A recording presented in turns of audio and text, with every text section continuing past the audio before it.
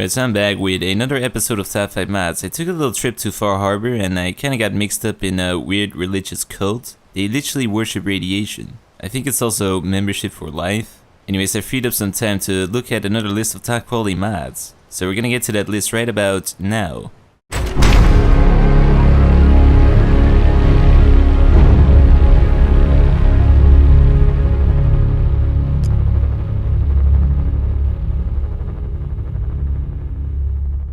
Coming in at number 5 is Lux Mirror. So this mod allows you to place down a mirror like the one you have access to in the beginning of the game, so you no longer have to rely on creepy wasteland surgeons to perform plastic surgery on you. You can now perform your own plastic surgery simply by looking into a mirror. Just place one down, or several, and start making yourself prettier. That's definitely a big improvement. I also think I ate a bit too many Twinkies. Well, at least Nick was impressed by my new look. He was so impressed he couldn't even look up at me. Or he was too busy stirring air. I still don't know. Anyways, in case mirrors don't do it for you and you just want to bring back some Far Harbor souvenirs back home to Boston, we also got Far Harbor Decor. So this mod, as the name would indicate, brings over some Far Harbor decor to the building menu. They are located under the decorations and a misc section. You get items such as a scale, a periodic table of elements, an empty lobster tank, a big dead tree, a weird computer that looks blue, some pointy sticks, a dead dolphin, yeah, that's definitely a seller right there, a throne, I mean not the Iron Throne, but still very close, but also a ship, an even bigger ship, and an even bigger ship. Although this one doesn't really look like it's gonna float anytime soon. But most importantly, garden gnomes. You know, there's some people out there that say these things are evil. I mean, they look quite peaceful to me. Well, apart from the alcohol and the skulls. And maybe that does kinda make them creepy. There's even more stuff available, so if you really want to spice up your settlements with some Far Harbor things, then this is the mod for you. So now that I look a lot better, and we've made this place look a lot better by just randomly placing items around, it's time to listen to some radio. To some atomic radio. So this mod adds in the Atomic Radio station, which has over 5 hours of commercials for Fallout Universe products, public service announcements, TV shows, and movie trailers. Now to place these ads in between music from the vanilla game, just like real radio stations. You know, post-Armageddon times are pretty rough, so you need that ad money to get by. Anyways, it includes ads for delicious eggs. Who but Yum Yum sells eggs even a chicken could love? Nobody. As well as ads for Grognak the Barbarian, who sounds an awful lot like Arnold. Grognak has no time to play your little boy games, trickster! And if that's not good enough for you, it also has a public service announcement for bills. Hey kid, I'm not litter, I'm a bill. Oh yeah, and cigarette ads. What if I said let's clean up the park by building a cigarette factory on top of it? I want the park to be clean so I can run and play. And once you've tasted all the premium tobacco found in every gray tortoise cigarette, your lungs will be too damaged to want to do exercise of any kind.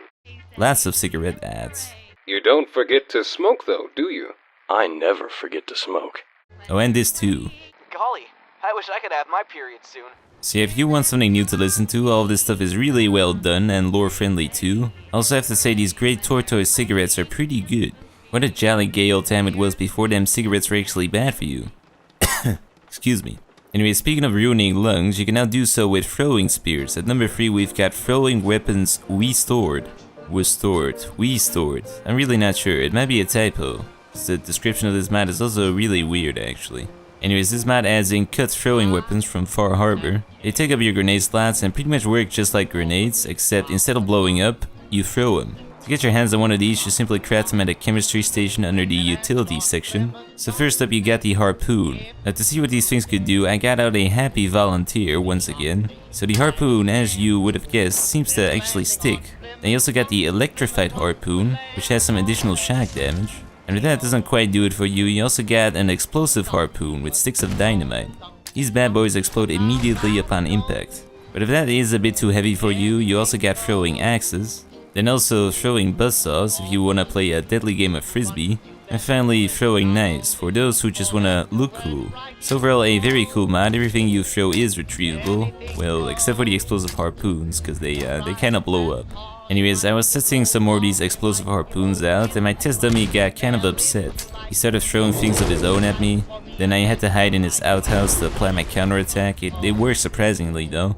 But yeah, if you want some new cool throwing weapons, this is a great mod. Unfortunately, it does kind of conflict with the Demolitions Expert perk.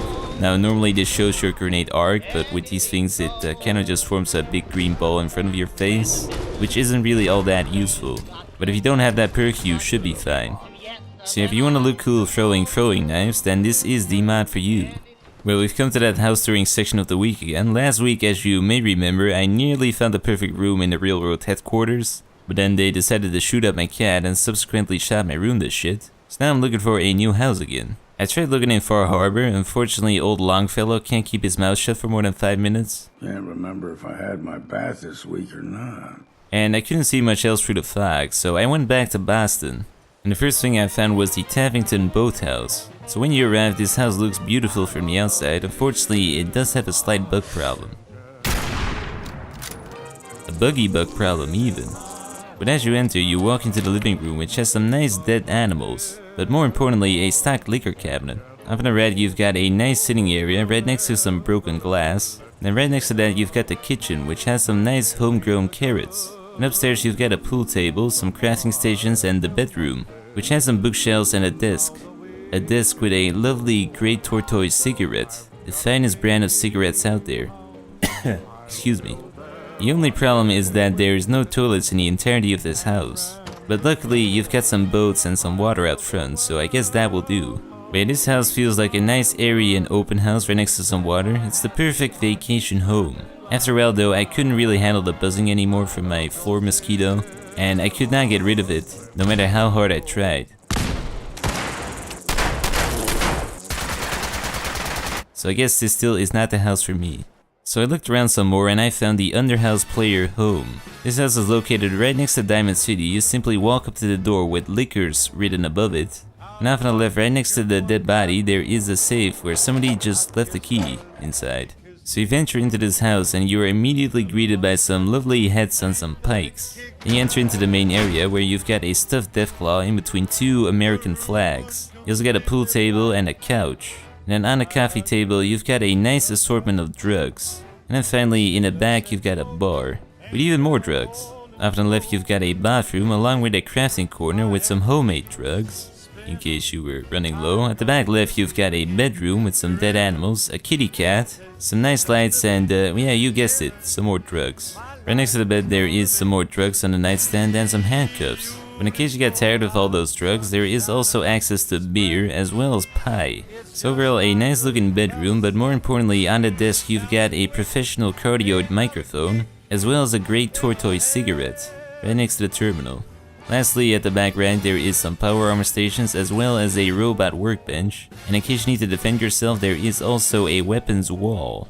So overall it is a very good looking house. It definitely has a nice assortment of drugs, and even a free pack of Great Tortoise cigarettes. Your lungs have never felt better.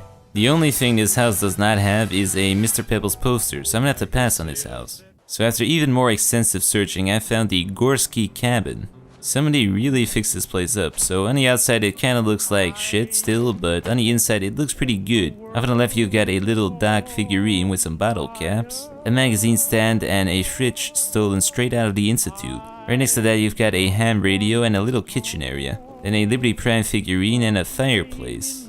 Up on the right you've got a crafting corner with miniature stations. So a miniature armor workbench for miniature armor, a miniature weapons workbench for miniature weapons, and most importantly a miniature chemistry station for some lovely miniature drugs. Yeah, I'm still having some withdrawals since I moved out of that last house. Definitely took too many drugs.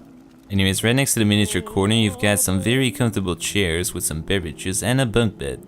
Finally, you've got some decorations on top. Unfortunately, there is no Mr. Pebbles poster, but you do get a hanging plant. So overall, a very cozy and unique house in a nice and isolated location. And if that is still not good enough for you, it also has a basement in case you need to interrogate somebody, or you just need to pee really badly. So it's good looking, peaceful and quiet. I think I'll move in here for a bit. I kinda need to lay low so the Church of Adam can't find me. As I said, I think it's membership for life. So that might become a problem. At number 1 this week we've got Raider Power Armor Chop Shop. So this mod spices up the Raider Power Armor pieces. In the vanilla game, the Raider Power Armor is subpar. It's basically just a bunch of rusty hunks of iron that have been welded together. This mod brings it up there to compete with the other power armor pieces. First up, a bunch of mods have been added that were previously unavailable, such as a jetpack, but more importantly, this mod adds in 8 paint jobs, so you can now be stylish, because that is definitely more important than protection. First up, the Hot Rod Flames paint job, a nice black paint job with different types of flames slapped on top of it. But if you think that is not manly enough for you, we also got the Hot Rod Hot Pink paint job. It's a hot pink paint job to really make you stand out. It also has a Burger King and a Hello Kitty logo to spice it up even more.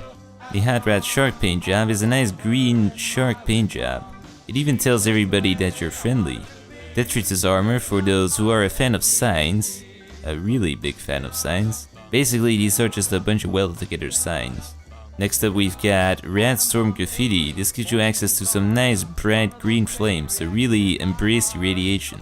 Then Wasted Graffiti makes you look like a knockout version of Captain America. Although I'm pretty sure that's a Union Jack in the middle there, so a loyalist Captain America, I guess. Titanium Plating makes you look like you're wearing the Gen 1 Iron Man suit. Lead Plating also makes you look like you're wearing the Gen 1 Iron Man suit. And finally, Photovoltaic Coating. This coating has you blending right in with nature with a nice camo pattern.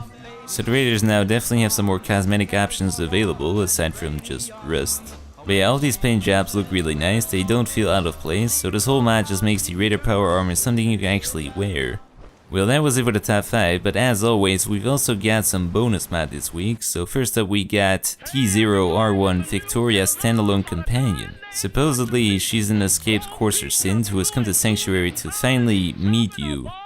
And she also wears a skin-tight outfit because it really accentuates her features. I mean, these are Fallout modders after all. But as soon as you start talking to her, you realize she has the personality of a toothbrush. You sure you want to travel with me? Caught you thinking there, didn't I? How do you think things are between us? I think you can do better than that. It's time for us to part ways. I get it. So we need something to take care of this situation, and we'll do that with the DN47 Galvatron rifle. So this is a modified laser rifle that might be a tad bit overpowered.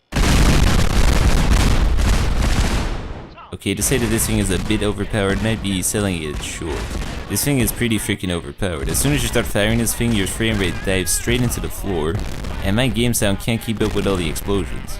So yeah, if you're looking around for something that is a bit overpowered, you really don't have to look any further. I'm pretty sure you can blow up the moon with this thing.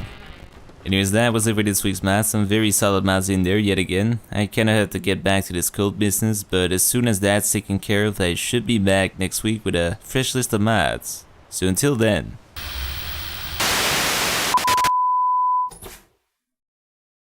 So yeah, as much as I dislike the Mirror Queens, I do kinda feel sorry for this crab right here. Although he is starting to look pretty tasty. But yeah, I was playing some Far Harbor and I came to this section where you have to do like puzzle mini games. It's part of the main quest. But I gotta say, I really love these puzzle mini games. It has you using the building editor to build blocks to get bugs across to the other side, and then bugs back to the beginning area in order to progress to access some memories. It felt like a brilliant usage of the building system. In fact, I loved it so much, I specifically created a mod which allows you to go through it faster. Oh yeah, by love I meant not love, I meant hate, that one. Apparently people agree with me too, so anyways, I created this mod which allows you to skip past those annoying mini games, and I got a whopping 17 endorsements and 339 unique downloads. So I was starting to feel really popular in the modding community there, especially considering it's not really a mod but just a TXT file with 5 lines of code. But then freaking Eleonora came along and released exactly the same mod and stole all my glory. She now has 51 endorsements and 336 unique downloads. So not only does she release beautiful, neatly packed houses that kind of have fatal flaws in them, like old people complaining through the floor and crazy roommates that try and shoot up your cat, but no, she also has to steal all my mod glory. Okay, I'm just kidding. Unlike me, she can actually mod the game. But yeah, if you are watching, make sure you cut down on the cats. Add in a dog for once to one of these beautiful houses. Anyways, that was pretty much all my rambling for today. So until next time, and also make sure you watch the video on the bottom left corner as well as subscribe. Click that big subscribe button right there. You'll get like a notification in your YouTube sub box that I uploaded a new video. They're all high quality videos, so you definitely want to do that. Yeah.